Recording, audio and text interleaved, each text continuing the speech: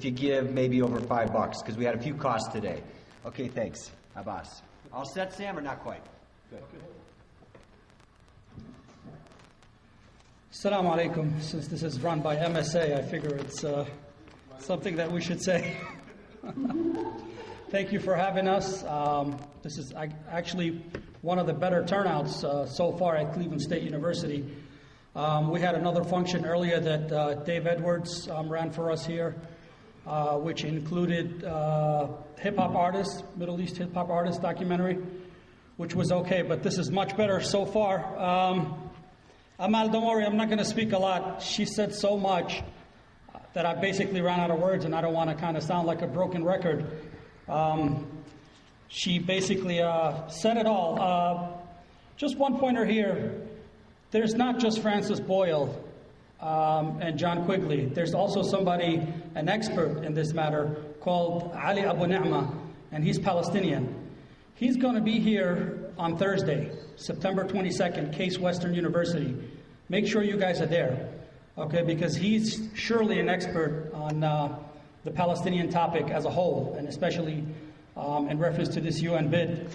I have an article here with me that I got last night from Ali Abu Ni'ma. He emailed it to me.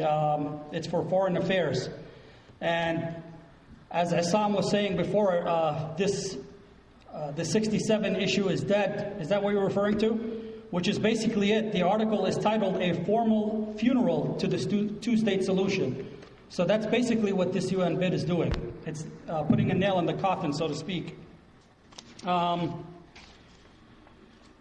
was kind of Jeff was the pro-UN bid guy. I'm kind of the against, not kind of, I am against the UN bid. Make no mistake about that. There was an interesting quote from somebody on Facebook that I don't know, not even a friend of mine. But I believe she's Puerto Rican or Hispanic. It's very interesting. She writes, surely somebody is wondering why Mahmoud Abbas, the man who was put into power because he was guaranteed to do so, as he was told by Israel and the US, and who has done so since Oslo, all of a sudden ups and defies them with his statehood bid. The smell of something a little off, don't you think? I mean, this is somebody who's non-Palestinian, and in my opinion, basically says it all. There's a kind of euphoria that's going on here now, which is basically like back in Oslo.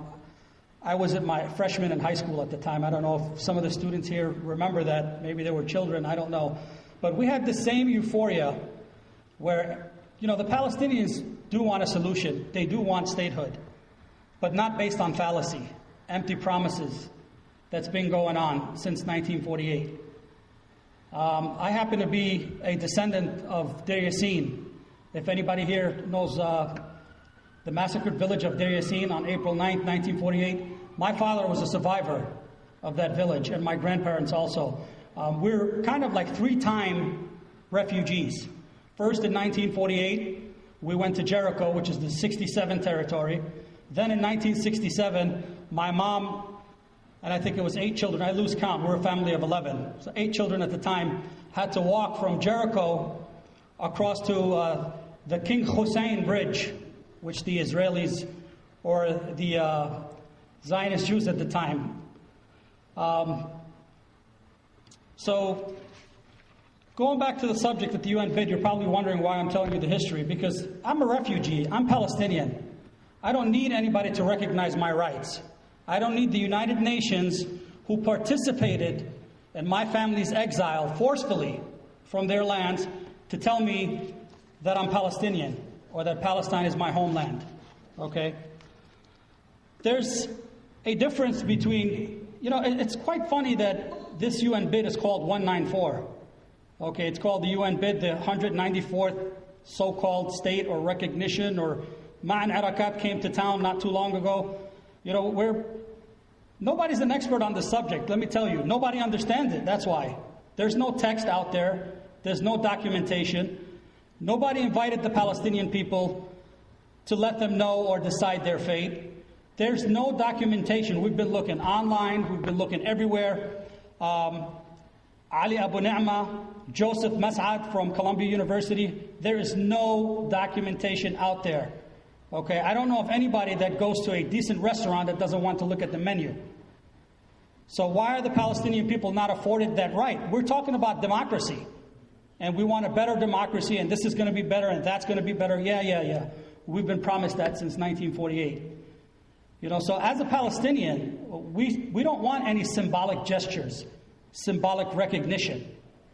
Mahmoud Abbas, that's what he's trying to sell. He's trying to sell a moral justice, and it's not even moral. What is he getting out? There's an argument about legality, as Jeff was saying before, that you can go to the International Court of Justice or the Tribunal or whatever you want to call it.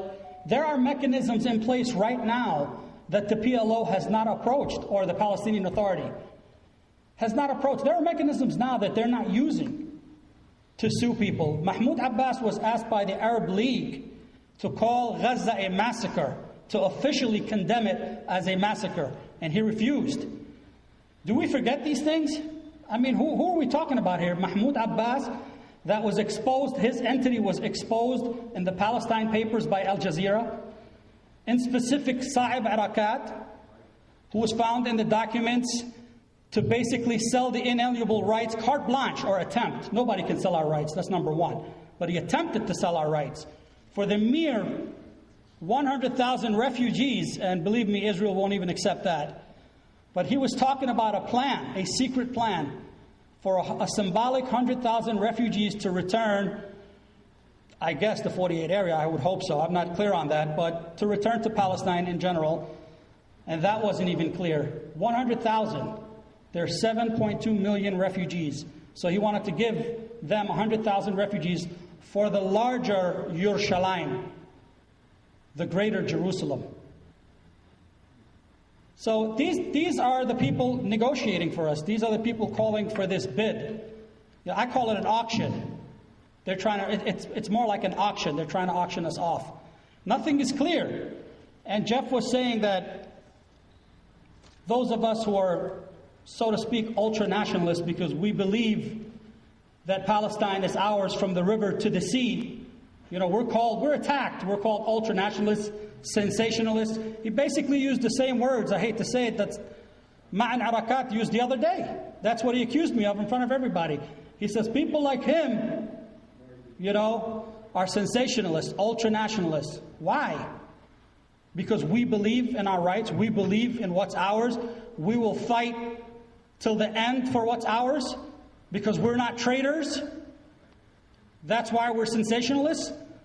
Hell, if that's what a sensationalist is, I'm a proud sensationalist. Proud ultra-nationalist. Because one thing that Jeff did say, and Jeff is a good guy. I'm not, this is nothing personal. This is just a political debate. Jeff knows I love him, okay? But as a Palestinian, I'm concerned, And Jeff, of all people, should know he's of Lebanese descent, correct, Jeff? From Lebanon? His people in the south knew how to do it, okay? Israel couldn't occupy them. They knew how to fight, all right? So why are we not afforded that right? They did it, okay? So Francis Boyle and John Quiqley, yes, they have great analysis. They have a lot of legal mumbo-jumbo, so to speak. I'm not really an intellect on that level, nor do I want to be. I'm a realist, a real realist, My concern is the occupation on the ground. My concern are the checkpoints in Palestine that the PA nor the P.L.O. can liberate. I asked Ma'an Arakat, why don't you go liberate a checkpoint? You're talking about statehood. You're going to have a statehood where you still have checkpoints. You're still going to have a siege on Gaza, continued bombings, white phosphorus. You're still going to have Palestinian children on the ground being killed under this UN bid. So the argument of legality about that we can go to the International Tribunal or courts or whatever, they can do that now. You don't need a state to take somebody to court. So that's something, in my opinion, is ridiculous to say that that's what you can do. They're not doing it. And one would think, why aren't they doing it? Because in my opinion, the PA is an arm of the occupation. Okay? Mahmoud Abbas, about 5 days ago, made a purchase from the state of Israel for arms. from the state of Israel. He's asking recognition on one hand, okay, and he's purchasing arms to combat his own people on the other. At least Yasser Arafat had some dignity. He said, I have the olive branch and I also hold a gun, and you choose. At least he did that. The P.L.O. is no longer what it used to be. In 1988, they officially recognized the UN partition of Palestine, which is illegal. They too used to believe in Palestine from the river to the sea when they were established in 1964. That was their motto, from the river to the sea, in which we're being criticized today for keeping that up. And then in 1993, from the UN partition, which was 55% for the Jews or Israelis and 45% for the Palestinians, in 93, they accepted 22%. Okay? And in 2011, they want to accept 10%. That's not my representative. Those are not the people talking for me, I tell you that much. Because I'm from 1948 Palestine. They want to divide us. 67, 48, the capital of Jerusalem 1 minute. Then they want to give us Jericho as our capital. Then they want to give us Al-Azariya or whatever they want to give us. I mean, these people are insane. Everybody in this room needs to understand Zionism. Okay, that's the key. Ma'an didn't want to hear it when I said Zionism. He just shrugged me off with his hand. Okay? Zionism is the root cause of all this. Okay, their plan is to intend on taking away, ethnically cleansing Palestine. Remember that. They have not negated that. They have not said that they're no longer being Zionists. So who are we? These are the people that we're forced to believe. Mahmoud Abbas, all these things for this statehood. So we don't need symbolic gestures. We don't need a moral victory. We need a victory on the ground. We need a victory to end the occupation. How about we start there before being recognized of a state that's on a false pretext. And like I said, I'm really not someone who's an expert on the subject, but if you can, come out and listen to Ali Abu Ni'ma, who is. I mean, I wish I could read this to you verbatim, but I don't want to bore you. It's really nice. It just came out yesterday. It hits on every point, on every argument about this UN bid. And just as a quick announcement, we also have on October 7th, a friend of mine, she's a Palestinian artist. She is having an exhibit. It's called Palestinian Intifada Art, which is going to be at Beit Hanina at 7 o'clock. Come listen to something really fun or look at some really good stuff. She's also an ultra-nationalist sensationalist. So on that note, I'm going to end. And like I said, our friend Amal Wahdan, who's been patiently waiting to counter some of the arguments, I will leave it to you. And thank you for having me. Yes.